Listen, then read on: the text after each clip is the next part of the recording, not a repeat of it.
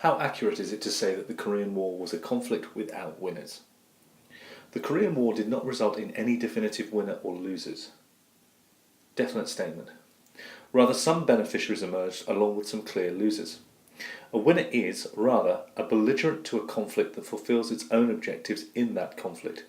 This is seen in neither the beneficiary of Japan, whose location led to a favourable passive effect of an economic boom, nor the United States, whom suffered considerable loss but also strengthened her position in Asia. The United Nations was largely rewarded by an increased credibility, but again this was passive and largely out of the control of the organisation.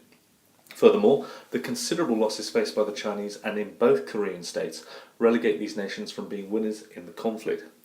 Hence, the conflict in Korea did not result in a winner, rather beneficiaries in varying degrees along with considerable losses.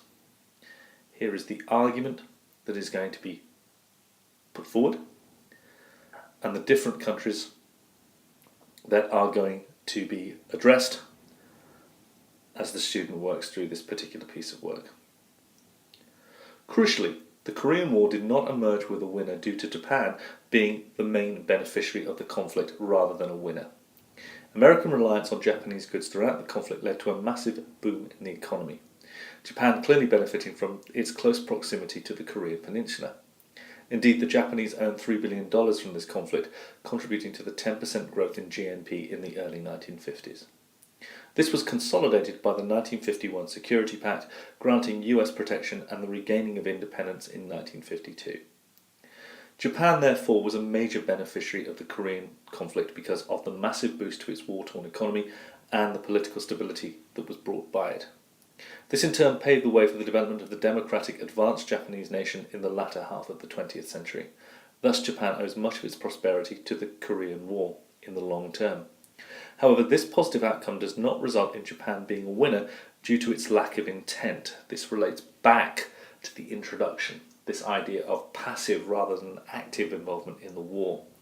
The Japanese miracle was not the direct intention of American involvement in the Korean War, rather a byproduct of the involvement of the United States and UN troops, and thus Japan cannot be seen as a winner, only a beneficiary. Please note the use of those words identified back in the introduction. Fundamentally, Japan was a victor of circumstance. Essentially, its correct location at the time and its occupation by the US allowed for the rapid growth in the economy to occur. Hence, whilst the resultant economic prosperity was facilitated by the conflict in Korea, no belligerent saw Japanese growth as their ultimate goal in the conflict, and thus Japan was not a winner in the Korean War. Furthering to the idea of a passive beneficiary, the United Nations also gained from the war, without being an actual winner. The UN coordinated a response to the major international issue and had been able to follow through a war with widespread support. Furthermore, the unification of forces under the flag of the UN had shown the organisation would not follow the same ineffectual path of the League of Nations before in the 30s, instead demonstrating an organisation determined to resist aggression in the world.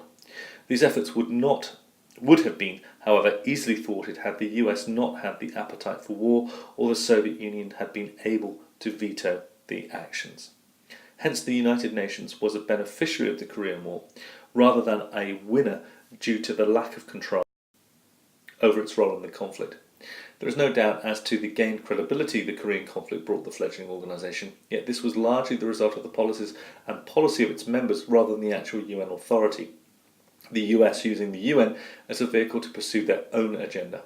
The UN, therefore, had little control over the course of the war and thus was not a winner. Rather, it gained credibility from its ability to organise similarly minded governments together and thus was a beneficiary from the conflict.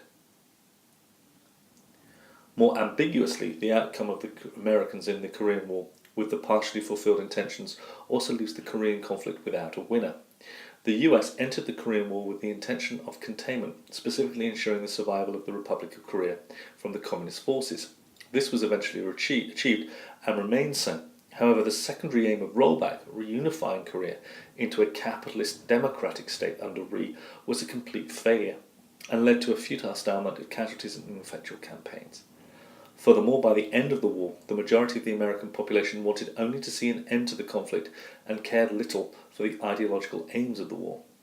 Hence, the Korean War did not emerge with a winner due to the lack of consistency within the aims of the United States. On one level, one can perceive the US to have at least achieved a victory in regards to containment, preventing yet another nation to fall under communist rule. However, one cannot ignore the lack of containment with the outcome of the conflict when regarding the secondary aim of rollback, which proved to be little more than an embarrassment for the American establishment, and thus was clearly not the fulfilled goal Truman and MacArthur had set out to achieve. Thus, the ambiguity of the American position on their aim for the Korean War results in great difficulty in labelling the United States as a clear victor. Instead, one can perceive the US as being a beneficiary of one fulfilled objective, but also a loser of another objective, and thus not an overall winner in the conflict. Furthering the lack of a clear winner, the involvement of the Chinese can be perceived as little short of a failure, hardly benefiting from the conflict at all. By the end of the conflict, Mao's forces were demoralised and had suffered massive casualties of over 150,000 killed and 100,000 additional casualties wounded or captured. Furthermore, the aim of repelling the UN forces from Korea had not materialised. Instead, China had to accept that it could not fully defeat anti-communist forces on the peninsula.